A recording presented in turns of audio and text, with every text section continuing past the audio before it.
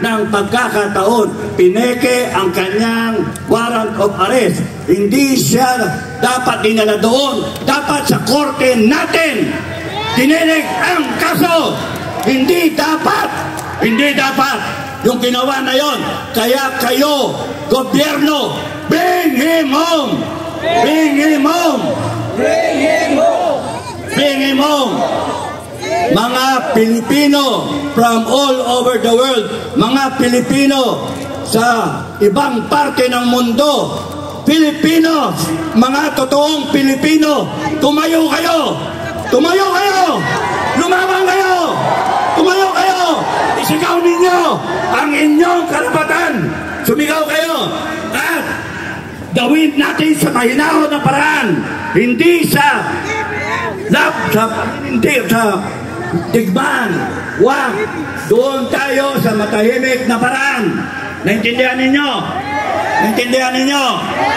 Pero pagka kayo ay inapi, tumayo kayo. Pag kayo pinastos, nirakan, ninakawan, tumayo kayo. Hindi pwede yung ganito. Mga Pilipino all over the world, maraming salamat sa suporta nyo. Mga Pilipino sa buong Pilipinas, maraming salamat. Araw-arawin ninyo, tumayo kayo hanggang sa matapos ito. Tapusin natin ito. Tapusin natin ito. Itaguyod ninyo ang ating karapatan, ang ating konstitusyon. Preamble. At mga citizens of the world, citizens of this planet, all freedom-loving people on earth, sumigaw din kayo para sa amin. Maraming salamat sa inyo. Paglaban nyo kami. Maraming salamat. Magandang gabi. On behalf of FGF, Filipino Guerrilla Forces, kami ay sumusuporta sa lahat. Thank you. Maraming salamat, Captain Dado Enrique. Maya-maya po ay mapapakinggan na natin si Vice President Sara Duterte, si Mayor Baste Duterte, at si Kitty Duterte. At ngayon po, sa sandaling ito, masakit man sa ilan sa atin dito, karamihan ay hindi pa nakakatulog. Pero balikan po natin ang mga pangyayari nung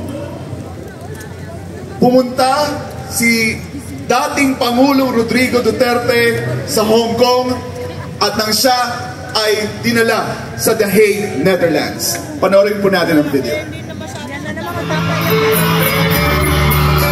Duterte! Duterte!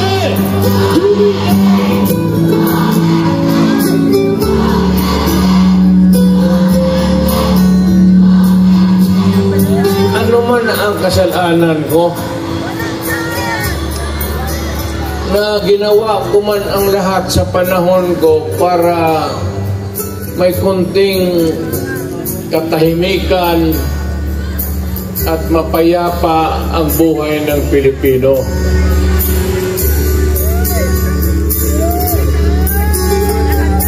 Marami akong ginawa na hindi nagustuhan ng message ko sa Pilipino. Kabalo mo ko, alam ko ba how he took his oath seriously. Gihimo niya ang tanan para sa Pilipino. Gusto niya may maayos na buhay ang bawat Pilipino.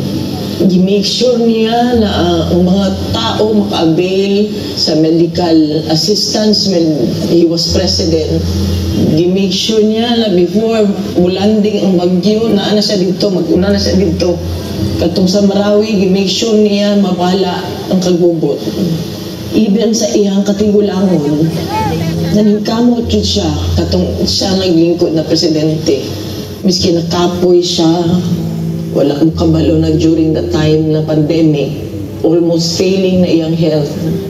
Pero gusto dito niya mag-cabinet meeting pa rin. He does not care kung magka-COVID siya. He doesn't deserve this kind of treatment. Di na magani, gusto na siyang trabaho, di na gusto mo dagan o papolitika.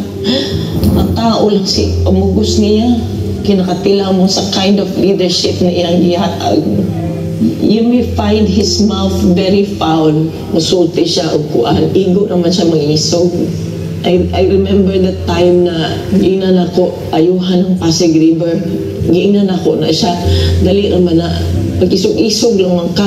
Maurang man na iya ka. Ang isog-isog niya na resulta. Maayon tayo nag-inabuso na siya during sa iyang presidency. Wala nag-abuso. Wala ngawat.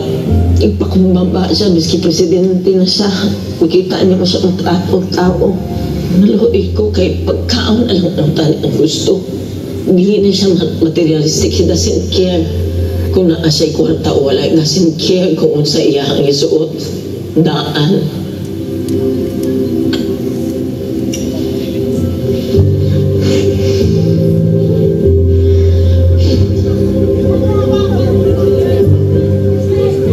Kapalong sa akong pagtabang.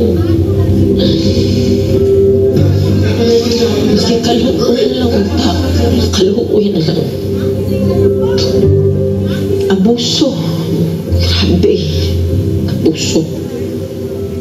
Sa simple lang ay gusto deprive pag yun ninyo.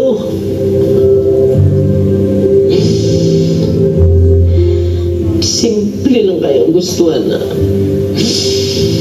Hindi private, miskin gipatay na utani mo siya dito. Kidnap ninyo. May 80 years old na guna siya. Kamalong mo ka kay ang health. Wala tanan. Wala gani medisina. Kay gikan mi sa Hong Kong. Good for 3 days lang iyang dala. Pati sa nina. Kapi, buso.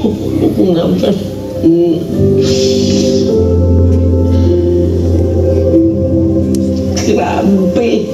Wala mo na siya ni-trigger o pusil, miski isa. Wala mo na siya gi-usil. Wala mo na siya gidunggam. Yung accusations ng 9 kabuo.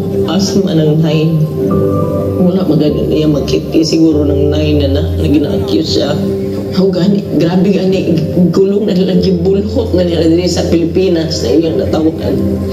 Yung anak pag ginabuhat diri sa mga hindi ko katulog, hindi ko makapuyo sa among sariling balay. Balo ka ba? First night na ako gikan sa katong pag-abot na mo uguan. Wala lang ko nakauli sa among balay. Plano-plano na lang ko asa ko matulog. Nangihip lang ko. Wala ko kabalong sa ako. Wala ko kabalong sa ako. Naluoy lang ko kay ultimo pagkaon na ba? Minisaya lang ang gustoan na. Kung uba naghandong, umansyon ka na siya ng dili.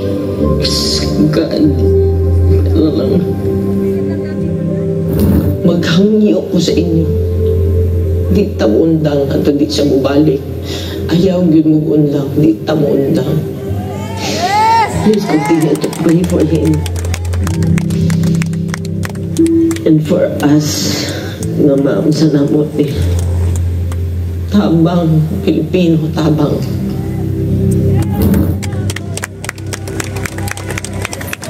Kayong lahat nandyan ngayon sa liwasan publikasyon na sumusuporta sa tatay ko na binigay sa dayuhan at pinadala sa Netherlands doon sa ICC. Mga itong mga administrasyon na ito, magandang araw sa inyo.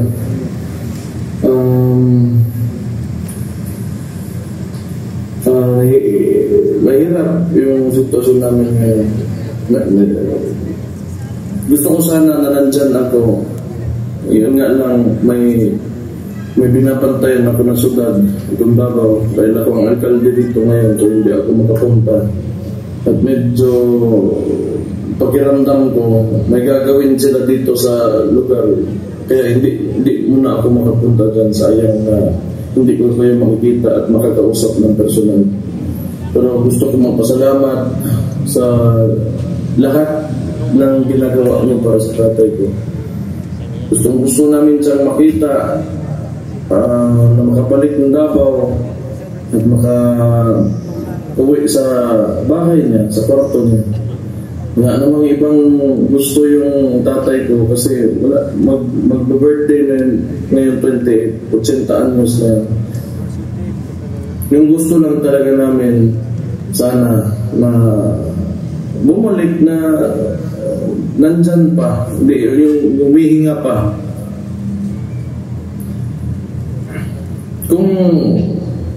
Kung may kasalanan man talaga siya, sana naman talaga, dahil Pilipino naman tayong lahat, dito na lang sana yung sa mga korte natin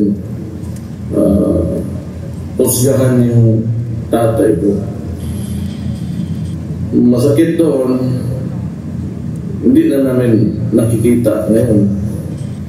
Kung magbibisita kami, pupunta ba kami ibang bansa, mahirapan. So, gusto ko lang sabihin talaga, nakita ko lang, simula nung kang KOJC pa, yung Pastor Kibuloy, hanggang dito sa sa tatay ko, abusado talaga. Abusado, tapos ayaw dumaan sa saktong proseso. Medyo kailangan natin mag-ingat ngayong mga panahon na to dahil kailangan natin tingnan yung sitwasyon ng maayos. Kasi ako, nakakarinig lang ako ng mga istorya ng Marcelo. Pero ngayon, di ko alam kung ito na ba yun. Pero sa nangyayari at nakikita ko at nararamdaman ko, para siyang Marcelo na naririnig ko nung panahon. Hindi pa naman, kasi alam ko may mas mga grabe talaga at mga karumaldumal na mga nangyari doon. Pero itong Marcos Jr. gusto gayahin yung tatay niya na senior na. Ewan ko lang. Pero gusto ko lang na tingnan nyo ng maayos yung sitwasyon at mag-ingat kayo sa iba kumilos yung liderato ngayon. Yung mga pulis na uutusan, wala magawa. Siyempre, trabaho man nila. Wala naman talaga dyan sa mga maliliit na ranggo yung andyan naman talaga kung sino yung nagpapatakbo. Mag-ingat kayo dyan. Again, gusto ko lang magpasalamat kasi wala talaga akong, hindi ko alam talaga ano sabihin ko sa inyo kasi apektado talaga ako ngayon, yung pamilya namin sa nangyari. Yung gusto lang namin makita yung former President Digong. Malaking bagay, lahat ng ginagawa nyo, sinasabi nyo, sinusulat nyo, lahat ng suporta na pinapakita nyo. Malaking bagay yan sa amin. Kaya salamat sa inyo. Yun lang. Mabuhay kayong lahat.